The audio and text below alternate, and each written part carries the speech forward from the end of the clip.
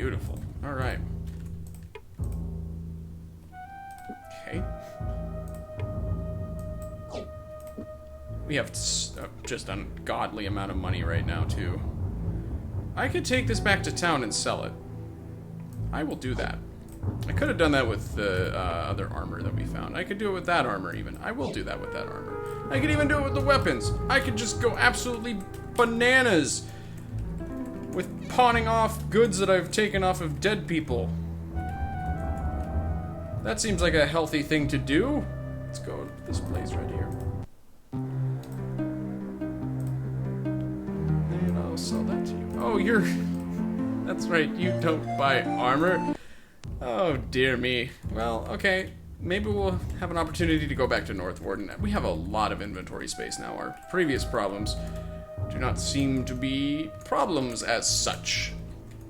Okay, so let's save the game here quickly, because I want to just be absolutely sure that nothing terrible happens to us. Locklear took a deep breath, holding the catapult part they had found in the box, and using some makeshift tools he kneeled before the machine and set to work. It took nearly 2 hours to install the part, and though Locklear wasn't positive the machine would work at all, he stepped back to admire his handiwork.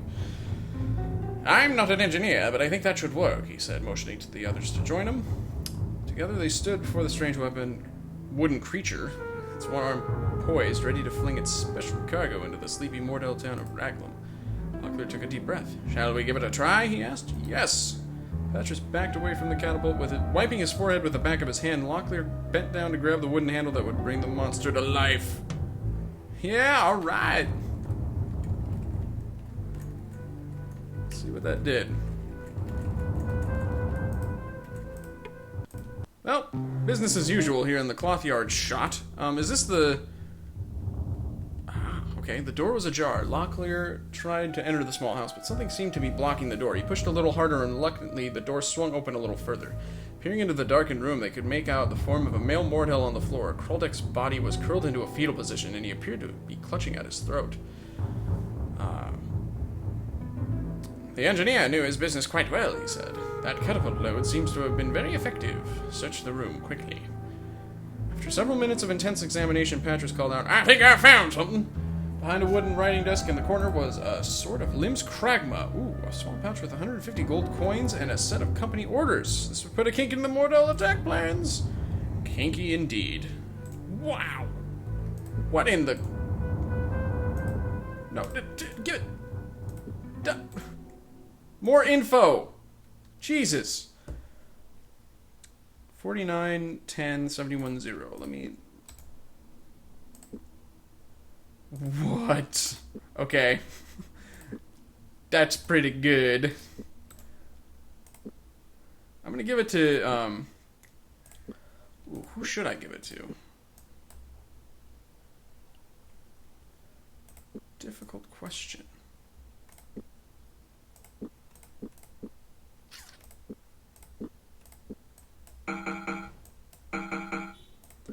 Just gonna do some quick maintenance here.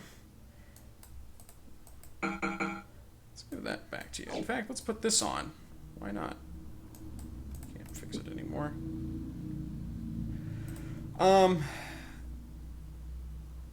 It doesn't increase our accuracy any, so I'm actually just going to give it to Locklear, because he's going to have the same accuracy, but he's going to do more damage. It sucks, because James is amazing. Well, not amazing. James needs to be more amazing than he is. But this is going to make it so that Locklear gets more and more attacks in at James's expense, basically. Because we're going to kill enemies more quickly with Locklear. See what I'm saying? James isn't going to get as many swings in, is what I'm saying. It's going to limit his ability to be effective. And with that in mind, maybe I should actually give it to him. I'm going to do that. I'm going to be... Well, I'm going to share the wealth. We'll see how it goes. Obviously, we can change that later. So let's head back to North Warden.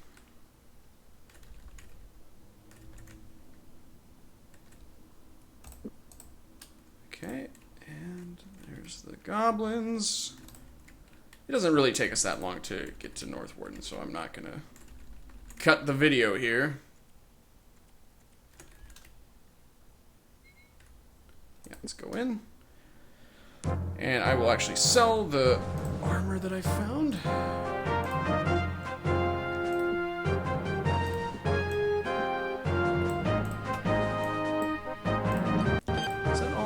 Yeah, we're all fitted out with that. That's good.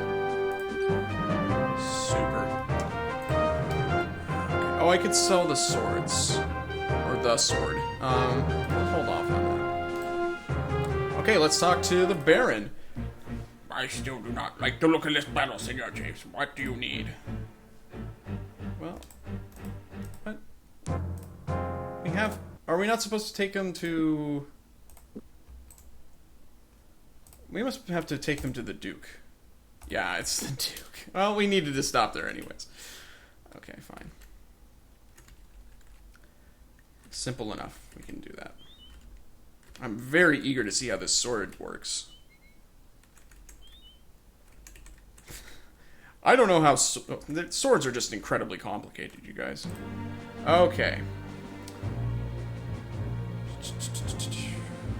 Yeah, we have the plans. We got the plans for you, Martin. Too bad you didn't come with us, though. We had quite a bit of fun. It was a blast. Won't be much time for that very soon. My gut instinct tells me they'll begin the assault in the next few days. Before we go back to the castle, there's something I would like you three to check out for me. I got this mysterious note from someone that said a company of Mordhell illusionists have slipped behind Northwarden. I thought Patrus would know how best to deal with them. Just like those pointy-eared lily munchers. What did you call them? A lily muncher? That is incredible. To go stealing my ideas. Baron Gabbett had me working on something like that, but I never could get the kinks out. I knew my tongue was itching for some reason. Probably because you've been munching too many lilies. And there come the comedy fire department to put out this inferno of idiotic jokes. But if we run across them, I got something that'll fix their hindquarters. A bat's fart. In a bat. That's it. Good night, everybody.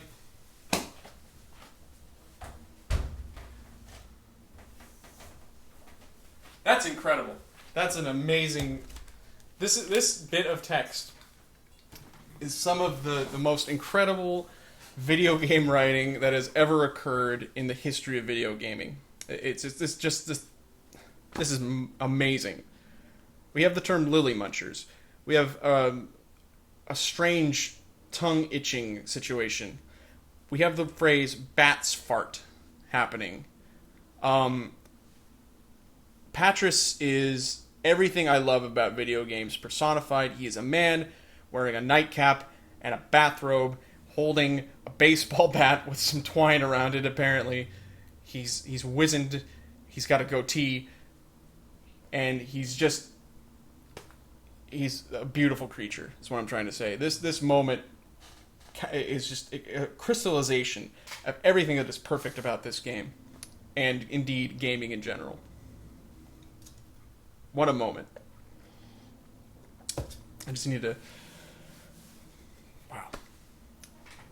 I had to walk away. I mean, that's what I did. I was about to go upstairs and just, revel in the glory that just happened, but... Whew, what are they going to follow that up with? Okay. Whoever wrote the note, he's just like that's such an important phrase that was used there. He's just gonna gloss over it. Whoever wrote the note doesn't specify where they are supposed to be located. So if you three would just take a swing southwest and see what you can find.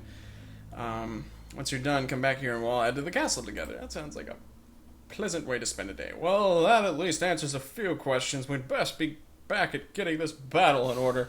Is there anything else you need at the moment? Just for you three to be careful. Yeah. Okay, so I guess this is where the that strange the goat or the sheep slaughtering thing is gonna play in. Perhaps it's a metaphor for the illusionists may be wolves in sheep's clothing. Yes, indeed, dear viewer. I've basically solved this little riddle. Yeah, let's take a nap. How about that? And this is Den Camp, so I'll see if I can buy some rations. Oh yeah, that's right, it's a tavern. Whatever. Actually, we'll take a nap here. Yeah, that's fine. It's close enough. And then I will buy Some rations.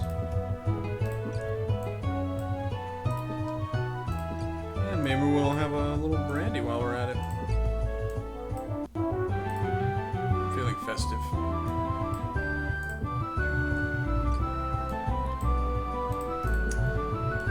I know that you can get drunk in this game. I don't know what effect it has on you, though.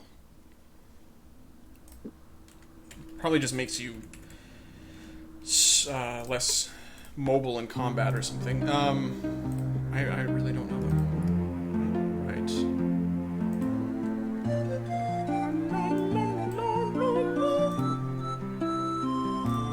I'm gonna hold on to that emerald. Because they are useful in Mordhell territory.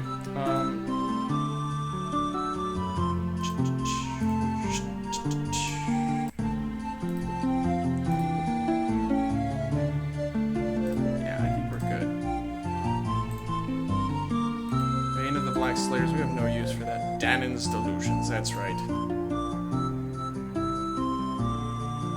Pilot Forever actually asked me, he's never heard of Danon. I think it goes by a different name in Europe.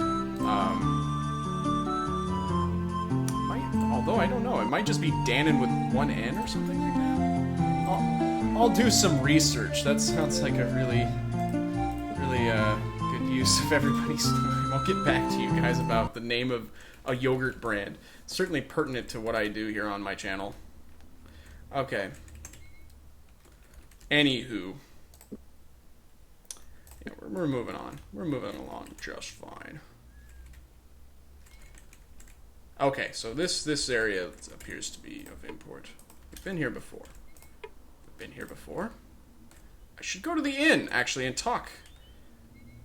I should have done that at the time that I was there, but I didn't, and I feel real broken up about it. That's the abandoned one. Just totally frustrating that that's even there, because it's just a troll inn. They've been trolling us with that troll inn. Here we go.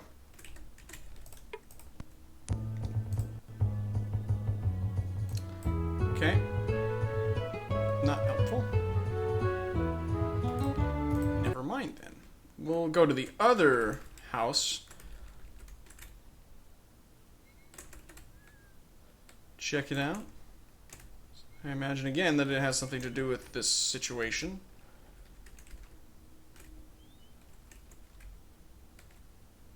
No?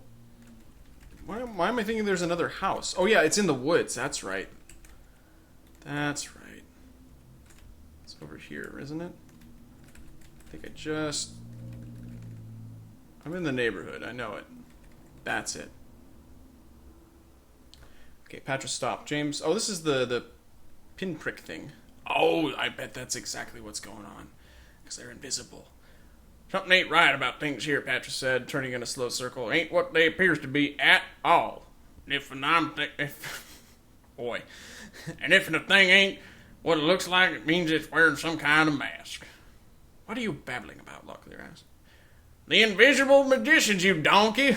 Patrus shot back. Almost imperceptibly, his mouth began to move. Silently forming words long forgotten, his lips began to move faster in sync with a secret accelerating rhythm only he could know. Then he gave voice to the words, and they tumbled from his throat, louder and louder, until he was nearly shouting. James saw a strange shimmering in the air. He turned to look, and before his eyes, amazed, saw a bag of mortal spellcasters and all this shit. Oh, don't do that. That's gonna kill him, actually. I'm amazed that he's alive. In any event, he's not gonna be able to cast any goddamn spells, so that's cool. God. So what the hell are we supposed to do with this? Like... I mean, obviously we can flush him out a little bit, but... if we can get it so that we can get either of the melee characters to stand right there, we'll be able to disrupt things. But as it stands, Patrus is going to get killed immediately in these fights. Or all of the other party members. Well, apparently his brain is exploding. I thought that James was... okay, well, whatever. Locklear's just gonna wade through these guys in a Sea of Carnage. Yeah, that's bad news for you.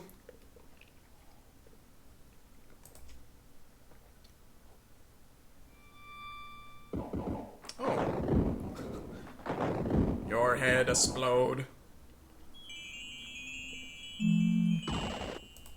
Yep, okay. When did I last save again? Over here. Fantastic. Okay, well, let's get caught up. I will definitely off-screen this part, because that took a while to figure all that stuff out, so I will see you guys over by that house. Okay, so we're at the house again, and I think that this might be a battle that calls for some extreme measures here. I definitely think that it's prudent for you to have that now that you've got that big old nasty sword. And I'll give you that, too, while we're at it. So that's... you need that, for sure. Although most of their spells are... well, they're spells. Their spells are spells! I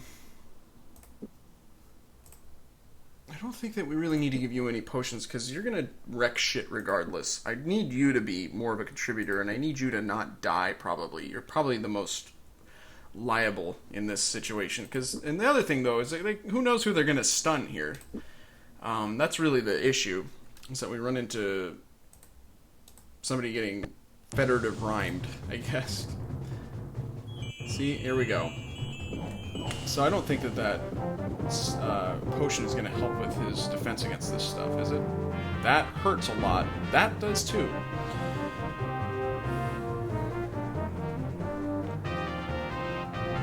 I can move there. That's extremely crucial. I'm going to move there. Because that makes them unable to cast. Okay, so now, if I can get...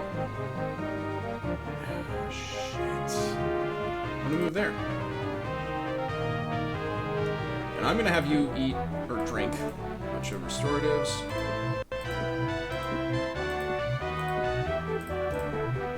I'm actually going to have you drink all of them. So he's frozen in place, but that isn't ultimately too terrible. Can I? Yes. So we've got one kind of on the loose here, but these guys are all mixed up. I think that that's a worthy sacrifice. Now, that's annoying.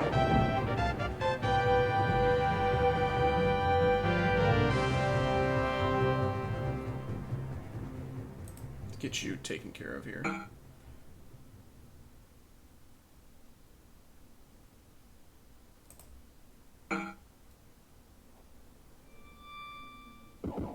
I'd rather have you hit him. That's fine.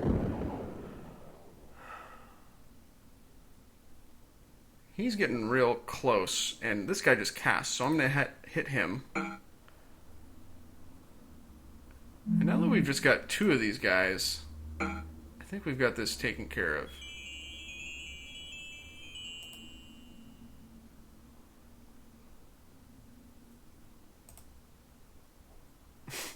Or do we? That really helps to have his accuracy up. Oh man, that went so much better. So glad I decided to use some potions there, and of course you will get that. What's this? Wrath of Killian. We already have that for Owen, so I don't know that we need to, or I think we do. Might as well have him take it.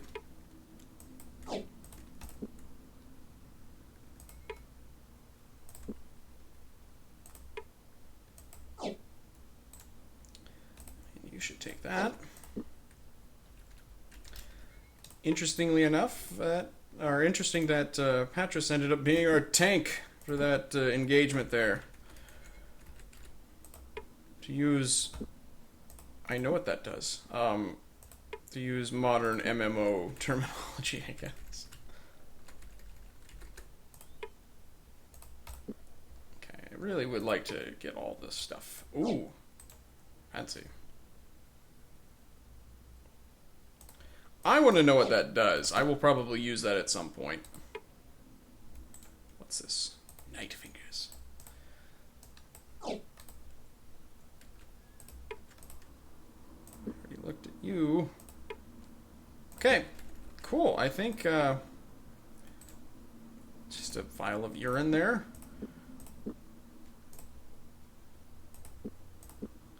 That's you. Okay. Went really, really well. I'm going to hit up the inn.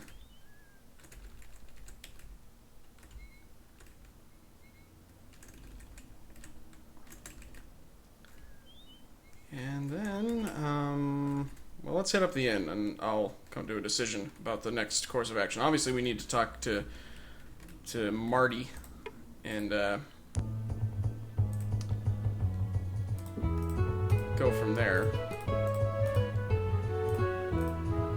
Yeah, let's fully... There we go. Okay. You know what, actually, I think I'll conclude my little session here. I am, after all, trying to buy a house, and it would be prudent for me to check in on a couple of things related to that, so I'll do that. But I've played a good long while. I feel like I got a lot done. It was a very productive session, so I'm very pleased with how this turned out, and I'm extremely pleased with some of the things that Patrus has said over the past couple of hours. It's been a delight. So, I guess in the next episode, we will have a chat with Martin and see where things go from there. This has been Effing Controller playing Betrayal at Krondor. I will catch you guys later.